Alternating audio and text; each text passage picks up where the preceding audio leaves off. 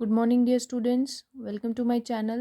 As you all know, we were doing chapter number 15, Air Around Us, and today we will continue this chapter with a new topic, which is a test. अब test किस चीज़ का होगा? Test मतलब confirmation test, हम activity बोल सकते हो, experiment बोल सकते हो, ठीक है, टेस्ट बोल सकते हो। किसके लिए टेस्ट? जिससे कि हम ये पता लगा पाएँ कि एयर के अंदर क्या नहीं है, कार्बन डाइऑक्साइड है कि नहीं है, ठीक है, ये पता लगा पाए। ये उसके लिए एक एक्टिविटी है, एक्सपेरिमेंट है, या हम इसको टेस्ट भी बोल सकते हैं। तो इस एक्टिविटी में क्या होगा, क्या क्या चाहिए हमें? A glass plate and a lime water. हमें ग्लास चाहिए और क्या चाहिए? ग्लास प्लेट चाहिए, लाइम वाटर। लाइम वाटर मतलब आप जानते हो नींबू का पानी, ठीक है, नींबू का रस चाहिए हमें। उसके लिए मेथड क्या है? लाइम वाटर को क्या रखना है हमें? ग्लास प्लेट में रखना है, leave it expose to air, और उसको हवा में ऐसे ही खुले में रख देना है। आफ्टर फ्यू आवर्स, कुछ घंटों के बाद क्या होगा? The colourless lime water turn milky. जो कलरलेस जो लाइम वाटर होगा वो किस में बदल जाएगा? मिल्की, यानी मिल्क कलर का, यानी वाइट कलर का क्या हो जाएगा? लाइम वाटर हो जाएगा। कलरलेस से वाइट कलर का हो जाएगा। अगर वाइट कलर का हो जाएगा तो हमें ये पता लगेगा कि वहाँ पे क्या है? कार्बन डाइऑक्साइड गैस प्रेजेंट है। Carbon dioxide gas turn lime water milky. Carbon dioxide gas क्या कर देगी? लाइम वाटर को मिल्की कर देगी। इससे ये क्या शो हो जाएगा यहाँ पे? एयर कंटेन कार्बन डाइऑक्साइड, ठीक है। तो ये एक्टिविटी किसके लिए थी? ताकि हम टेस्ट कर पाएँ कि कार्बन डाइऑक्साइड जो है एयर के अंदर प्रेजेंट है, ठीक है। नेक्स्ट जो आज का हमारा टॉपिक है वो है water vapour. Air contain water vapour. The amount of water vapour present in air is called humidity. Humidity मतलब होता है नमी। एयर के अंदर क्या होते हैं? वाटर वेपर होते हैं, और कितनी अमाउंट में वाटर वेपर एयर के अंदर प्रेजेंट है वो क्या होगी?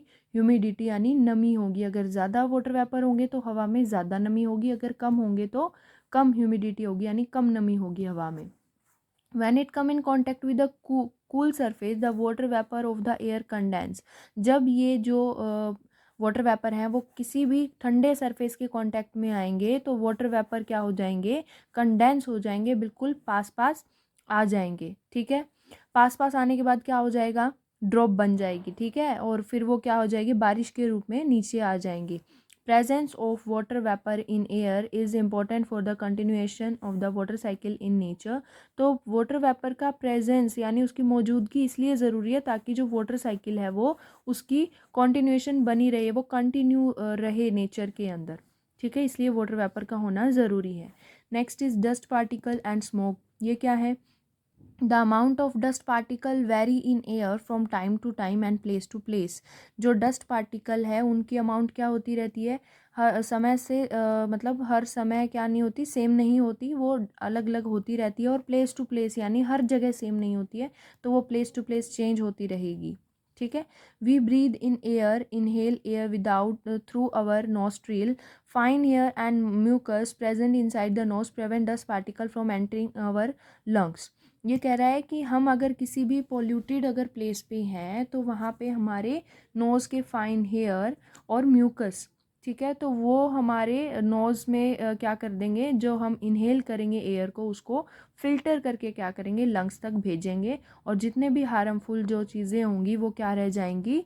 बाहर ही रह जाएंगी, लंग्स तक नहीं जा पाएंगी। We should never breathe in air through our mouth because harmful dust particle and germs present in it may enter our body and affect our health। इसलिए हमें हमेशा नोज से ही क्या करना चाहिए? इनहेल करना चाहिए, सांस लेनी चाहिए, कभी भी मुंह से सांस नहीं लेनी चाहिए, ताकि जो हार्मफुल जो डस्ट पार्टिकल है वो मुंह से अंदर ना जा पाए। इसलिए हमें नोस्ट्रिल से ही क्या करना चाहिए? इनहेल करना चाहिए, ठीक है। हमारा जो नेक्स्ट जो टॉपिक है वो एक एक्टिविटी है।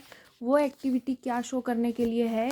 To show that air always contain dust particle, कि एयर के अंदर हमेशा क्या होते हैं? डस्ट पार्टिकल होते हैं कि नहीं होते हैं, ठीक है। इसके लिए हमें क्या चाहिए? ब्लैक चार्ट पेपर चाहिए। अब करना क्या है? क्या मेथड है इस एक्टिविटी को करने का? Make a room completely dark by closing all the door and Windows and pulling down the curtains. Also stick a black chart paper to the window. Make a small hole in the black chart paper stuck to the window that faces the sun. A thin beam of sunlight enter the darkened room through the small hole. Observation, you will see tiny shining dust particle moving in a zigzag way in the beam of sunlight. क्या बोल रहा है कि पूरे room को क्या कर दीजिए, डार्क कर दीजिए, उसका हर एक पोर्शन क्या कर दीजिए, बंद कर दीजिए, और विंडो के ऊपर ब्लैक चार्ट लगा के उसमें एक छोटा सा होल कर दीजिए। तो उसमें से जो बीम आ रही होगी लाइट की, उस लाइट में हमें क्या देखने को मिलेगा, यहाँ पे डस्ट पार्टिकल देखने को मिलेंगे। ठीक है, जो जिग जैग मोशन यानी इधर उधर क्या करते हुए दिखेंगे, हमें मूव करते हुए दिखाई देंगे। इस एक्टिविटी से हमें पता लगेगा कि जो एयर है उसके अंदर क्या है, डस्ट पार्टिकल है। Burning of fuel also produce smoke. जो भी फ्यूल जो है बर्न होता है तो क्या प्रोड्यूस करता है, स्मोक प्रोड्यूस करता है। Smoke contain a few gases and a fine dust particle that are harmful to our health. जो धुआं है उसके अंदर क्या होती हैं, गैसेज होती हैं, और फाइन डस्ट पार्टिकल होते हैं जो क्या होते हैं, हमारी हेल्थ के लिए हार्मफुल होते हैं। Tall chimneys are installed in factory to release harmful smoke and gases at a certain height in atmosphere. This protect people from inhaling poisonous gases and smoke. जितनी भी जो चिमनी वगैरह इंडस्ट्रीज़ की वो क्या होती हैं, बहुत ज़्यादा हाइट पे लगाई जाती हैं। ऐसा इसलिए किया जाता है ताकि जो लोग हैं उनको जहरीली गैस इनहेल ना करनी पड़े और उनकी जो हेल्थ है उसको क्या किया जा सके, प्रोटेक्ट किया जा सके, बचाया जा सके। सेकंड में आप क्या देख पा रहे हैं, traffic policeman wear mask at crowded crossroad to protect themselves from the smoke released by vehicles such as car, scooter and buses. This smoke contain harmful gases. जो ट्रैफिक पुलिसमैन है उसने क्या पहना हुआ है, मास्क पहना हुआ है, ताकि जो व्हीकल से जो धुआं आ रहा है वो क्या ना हो, उसके अंदर ना जाए, उसकी बॉडी के अंदर ना जाए और वो उसकी हेल्थ को कोई भी हार्म ना हो। ठीक है, नेक्स्ट जो हमारा टॉपिक है वो है smoke, the deadly air pollutant. Smoke is a mixture of smoke and fog in the air. जो स्मोक है वो मिक्सचर है किसका, स्मोक का और फोग का। Coal fire, vehicular emissions and burning of stubble contribute towards smoke. Smoke is a serious problem in many big cities like Delhi. It harms the human health. It causes inflammation in breathing passage, decrease the working capacity of lung, cause shortness of breath, wheezing, coughing and irritation in eyes and nose.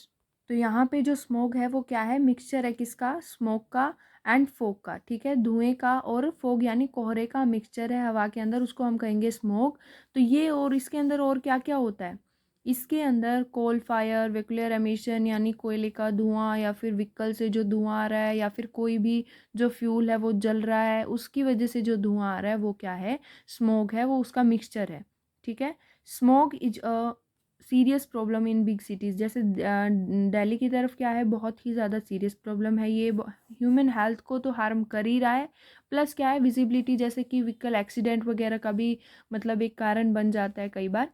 It causes inflammation, इसकी वजह से क्या हो जाती है, जितने भी हमारे ब्रीदिंग ऑर्गन्स हैं तो उसमें प्रॉब्लम भी आती है, प्लस क्या आने लग जाती है, सूजन भी आ जाती है। डिक्रीज इन द वर्किंग, और लंग्स की जो कैपेसिटी है यानी क्षमता है जो काम करने की उसको कम कर देता है। जो सांस या फिर coughing, irritation in eyes and nose, उसमें भी क्या हो जाता है, जलन होने लग जाती है। However, there may be some variation in the composition of air from place to place, लेकिन इसकी जो composition है, जो रचना है या फिर जिससे एयर मिलके बनी हुई है, तो वो place to place वेरी करती रहती है। ठीक है, फॉर एग्जाम्पल जैसे कि air over industrial area usually have a higher amount of carbon dioxide and dust in it than in air over open spaces. खुले एरिया की बजाय जो इंडस्ट्रियल जो एरिया होगा वहाँ पे क्या होगी, कार्बन डाइऑक्साइड की मात्रा ज़्यादा होगी, बजाय कहाँ पे, खुले एरिया में। ठीक है, ओपन स्पेस में। इन कोस्टल एरिया, जो तटीय जो इलाके हैं वहाँ पे क्या होगी, air has more water vapour than in area away from the coast.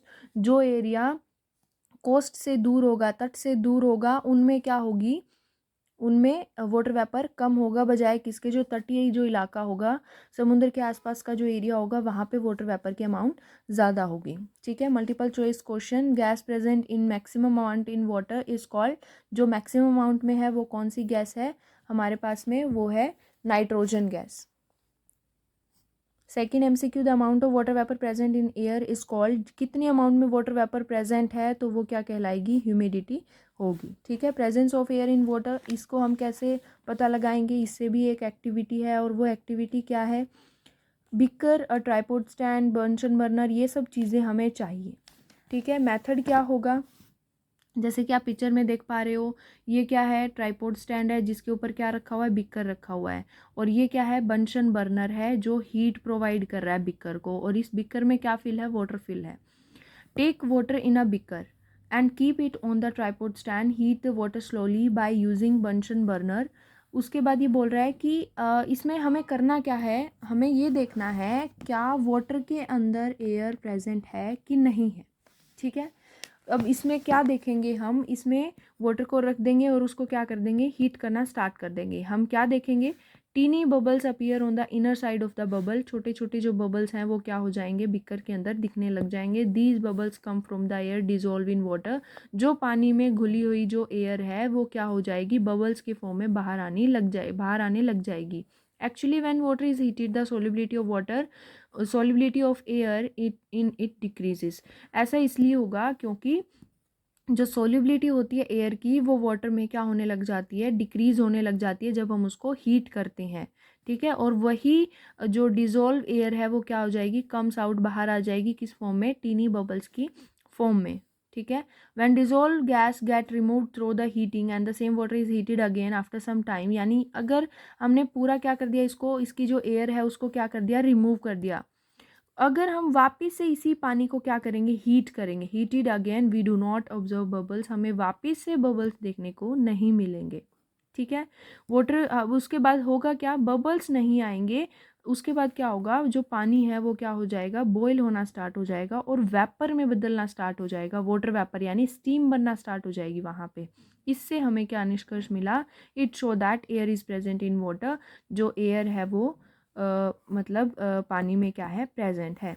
Fish breathe in oxygen dissolve in water through gills, जो फिश जो प्रेजेंट होती है पानी में, वो जो फिश है वो कैसे सांस लेंगे, वो सारी फिश तो एक तरह की होती नहीं है, जैसे कि डॉल्फिन और व्हेल, उनके पास लंग्स होते हैं तो वो क्या करती हैं, सरफेस पे आ जाती हैं सांस लेने के लिए, लेकिन जो और बाकी जो फिश है वो बाहर नहीं आएंगी, वो पानी के अंदर ही सांस लेंगी। ठीक है, तो पानी के अंदर जो ऑक्सीजन होगी वो डिजोल्व अमाउंट में होगी। ठीक है, डिजोल्व फॉर्म में होगी, घुली हुई जो ऑक्सीजन होगी वो उससे क्या कर लेंगे, ब्रीथ कर लेंगे, और उनके जो ऑर्गन होंगे वो होंगे गिल्स, उनकी हेल्प करेंगे ब्रीथ करने में। Plant that float in water have stomata on the upper side of the leaf through which they take in air, जो प्लांट फ्लोट कर रहे होंगे पानी में उनके ऊपर वाले सतह पे, सरफेस पे क्या होगा, स्टोमेटा होगा, जिसके थ्रू क्या कर लेंगे, वो एयर को अंदर ले लेंगे। लेकिन ऐसे प्लांट जो पूरी तरह से सबमर्ज्ड होंगे, जलमग्न होंगे, डूबे हुए होंगे, ठीक है, जैसे कि टैप ग्रास, इनके पास क्या नहीं होगा, स्टोमेटा नहीं होगा। अब स्टोमेटा नहीं होगा तो वो एयर कैसे अंदर लेंगे, किससे लेंगे, वो देयर बॉडी सरफेस, वो अपने बॉडी सरफेस से ही एयर को लेंगे। Presence of air in soil, अब हम मिट्टी में क्या है, एयर है, इसका कैसे पता लगाएंगे, इसके लिए हमें फिर से एक बिकर, वाटर और सॉइल चाहिए। हमें क्या करना है, इस बिकर में सबसे पहले मिट्टी डालनी है और फिर क्या करना है, धीरे धीरे उसके अंदर पानी को पोर करना है, डालना है। ठीक है, हम क्या देखेंगे इसमें, you see bubbles coming out of the soil, bubbles appear because water pushes the air out of the space between the particle of the soil. अब यहाँ पे जब हम उसके ऊपर क्या डालेंगे, मिट्टी के ऊपर जैसे जैसे पानी डालेंगे धीरे धीरे करके, तो जो इसके अंदर से छोटे छोटे हमें बबल्स जो है बाहर जाते हुए दिखाई देंगे। इससे हम ये बता पाएंगे कि जो सोइल है वो क्या कंटेन है, उसके अंदर क्या कंटेन है, क्या शामिल है, air. Air is trapped with in the space between the particle of the soil, जो मिट्टी के जो पार्टिकल है उनके बीच में क्या है, एयर है। ठीक है, उनके बीच में जो स्पेस है वहाँ पे क्या है, एयर है। Animals that live in the soil like earthworm and the plant root get oxygen for breathing from the air present between the soil particle। ये कह रहा है कि जो एनिमल अर्थवॉर्म है जैसे, तो वो सांस कैसे लेता है, मिट्टी में जो एयर प्रेजेंट है, ठीक है, मिट्टी के पार्टिकल के बीच में जो स्पेस है वहाँ पे जो एयर है वहाँ से ये अर्थवॉर्म क्या करते हैं, सांस लेते हैं। Earthworm normally live in soil, normally मिट्टी में ही रहते हैं। ये कब बाहर आएंगे, they come out of the soil only during heavy rain, जब बहुत ज़्यादा बारिश हो जाएगी ऐसा क्या होगा कि वो बाहर आ जाएंगे। This happen because when it rain heavily rain water fill up all the space, जब बहुत ज़्यादा बारिश हो जाएगी तो पानी क्या कर लेगा, हर स्पेस ले लेगा, हर जगह ले लेगा। ठीक है, ऑक्यूपाई बाय द एयर, जो हवा ने ले रखी होगी सोइल में। Now no air is left in the soil, तो कोई भी एयर जो है नहीं बचेगी अर्थवॉर्म के लिए रेस्पायर करने के लिए, so they come out of the soil, इसलिए वो बाहर आ जाएंगे। प्लांट लाइक मैनग्रूव ऐसे प्लांट होते हैं जो मर्शी एरिया में देखने को मिलते हैं, यानी दलदली इलाकों में देखने को मिलते हैं। तो दलदल वाले इलाकों में तो जो रूट्स होती हैं वहाँ तक एयर नहीं पहुँच पाती है, ठीक है, क्योंकि वो एरिया दलदल से कवर्ड हुआ होता है। तो उन प्लांट्स की रूट क्या हो जाती है, बाहर आ जाती हैं, ठीक है, ग्राउंड से ऊपर की तरफ आ जाती हैं, और इसलिए उनका नाम ब्रीदिंग रूट्स भी होता है। दैट मैनग्रूव जो प्लांट है मर्शी एरिया में मिलता है, दलदली इलाकों में मिलता है। That grow in water logged soil have roots that grow out of the soil to get air, उनकी जो रूट्स हैं वो बाहर आ जाती हैं। I hope you like this video. If you like this video, then please do share, like, comments, and don't forget to subscribe this channel. Thanks for watching. Have a great day.